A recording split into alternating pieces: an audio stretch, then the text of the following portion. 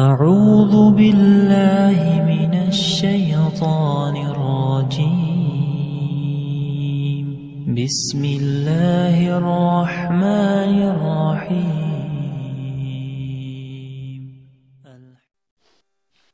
اللہ تعالیٰ کا بہت بڑا احسان ہے کہ اس نے ہمیں فجر کی نماز جماعت کے ساتھ ادا کرنے کی توفیق عطا فرمائی۔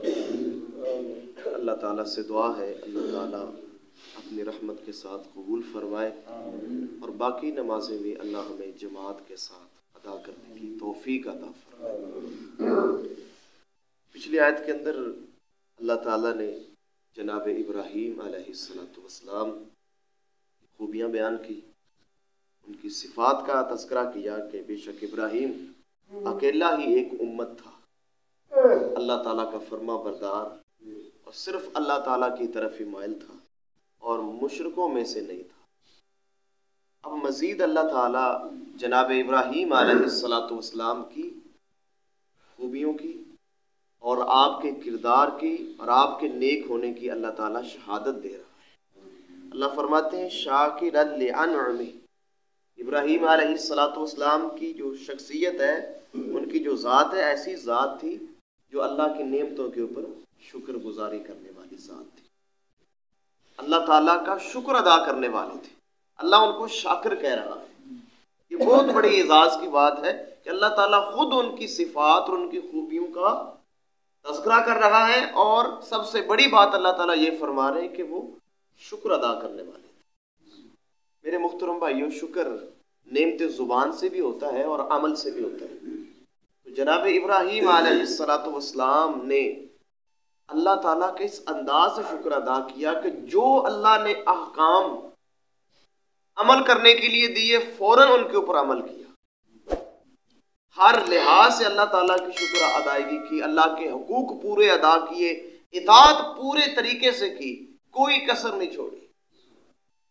اسی لیے اللہ تعالیٰ سورہ نجم کے اندر آیت نمبر غالباً 37 ہے، اللہ فرماتے ہیں وَإِبْرَاهِيمَ الَّذِي وَفَّى، کہ ابراہیم وہ ذات ہے، ابراہیم وہ شخصیت ہے جس نے حق ادا کر دیا ہے، پورا حق ادا کر دیا اللہ کی بندگی کا، اللہ کی اطاعت کا، اللہ کی فرما برداری اور شکرانے نعمت کا۔ جناب ابراہیم علیہ السلام نے حق ادا کر دیا۔ اللہ فرماتے ہیں پھر ہم نے کیا کیا، اجتباہ، اس کو چن لیا، ہم نے اس کو برگزیدہ بنا دیا، اس کو چن لیا، وَهَدَاهُ إِلَىٰ صِرَاطٍ مُسْتَقِيمٍ، اور ہم نے اسے صحیح راستے کی طرف ہدایت۔ اور آگے اللہ تعالیٰ فرماتے ہیں وَآتَيْنَاهُ فِي الدُّنْيَا حَسَنَةً، ہم نے اس کو دنیا کی زندگی بھی پاکیزہ دی۔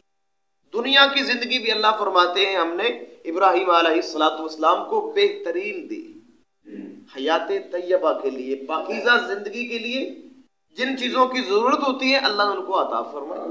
اللہ نے ان کو دین حق دیا، اللہ نے ان کو نبوت کی نعمت دی، نیک اولاد دی، وافر مال دیا، سچی ناموری دی، جو چیز بھی ایک بہترین زندگی کے لیے جس کی ضرورت تھی اللہ نے اس کو پورا کر دیا، ہر طرح سے اللہ نے ان کو خوش رکھا۔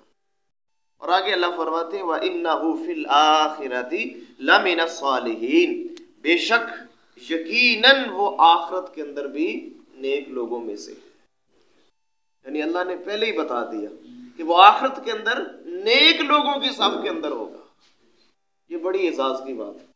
جناب ابراہیم علیہ السلام خود دعا مانگا کرتے تھے، غالباً سورہ شعراء ہے، آیت نمبر 83 ہے، وہ کہا کرتے تھے، اللہ سے دعا کرتے تھے وَأَلْحِقْنِي بِالصَّالِحِينَ، کہ اللہ کل قیامت کو مجھے نیک لوگوں کے ساتھ ملا دے۔ میرے محترم بھائیو، نبیوں کے باپ ہے، جد الانبیاء ہیں، اللہ نے ان کی نسل سے بڑے انبیاء پیدا کیے جن کی اولاد بھی اللہ نے نبی بنائے۔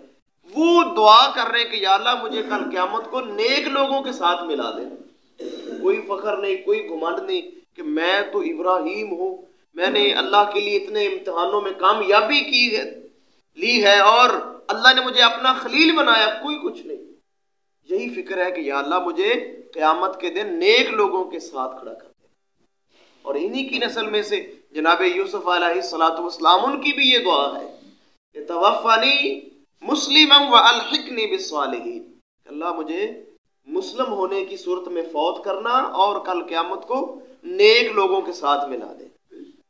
تو اس سے معلوم یہ ہوتا ہے کہ نیک ہونا بھی اللہ کی نعمت ہے، مگر قیامت کے دن نیک لوگوں کا ساتھ ملنا اللہ کی مزید نعمت ہے۔ جناب محمد الرسول اللہ صلی اللہ علیہ وسلم کے بارے میں آتا ہے، ترمذی اور ابن ماجہ کی صحیح حدیث ہے، اللہ کے نبی آخری وقت اللہ سے دعا کیا کر رہے ہیں؟ اللہم اغفر لی والحقنی بالرفیق الاعلی، اللہ میں محمد کو معاف کر دے اور جو سب سے سچا اور اعلیٰ دوست ہے اس کے ساتھ مجھے ملا دے۔ جناب محمد کریم علیہ الصلوۃ والسلام نے بھی آخری وقت یہی دعا مانگی ہے کہ میرے اللہ نیک لوگوں کے ساتھ مجھے ملا دینا۔ میرے محترم بھائیو، ہم بھی اپنی دعاؤں کے اندر یہ بات شامل کریں کہ اللہ دنیا کے اندر بھی نیکوں کا ساتھ دے اور آخرت کے اندر بھی نیک لوگوں کے ساتھ اللہ ملا دے اپنی رحمت کے ساتھ۔ یہ دعا کیا کریں محترم بھائیو۔ اور دوسری بات یہ ہے کہ جناب ابراہیم علیہ الصلوۃ والسلام کا تذکرہ اس لیے کیا کہ وہ اللہ تعالیٰ کے بڑے ہی شکر کرنے والے تھے۔ اللہ سے دعا ہے اللہ ہمیں بھی شکر گزاری کی نعمت عطا فرمائے۔ بے بہا، بے انتہا، بے شمار اللہ کی نعمتیں ہیں، ساری زندگی بھی سجدے میں پڑے رہے، اللہ کی نعمتوں کا حق ادا نہیں ہوتا۔ تو میرے محترم بھائیو، ہمیشہ خوش دلی کے ساتھ کہا کریں کہ اللہ تیرا شکر ہے، عمل سے بھی زبان سے بھی اللہ کا شکر ادا کریں، انشاءاللہ اللہ کی رحمت دنیا کے اندر بھی ہمارا استقبال کرے گی اور کل قیامت کو بھی انشاءاللہ اللہ اپنی رحمت سے نوازے گا۔ اللہ سے دعا ہے اللہ عمل کی توفیق عطا فرمائے۔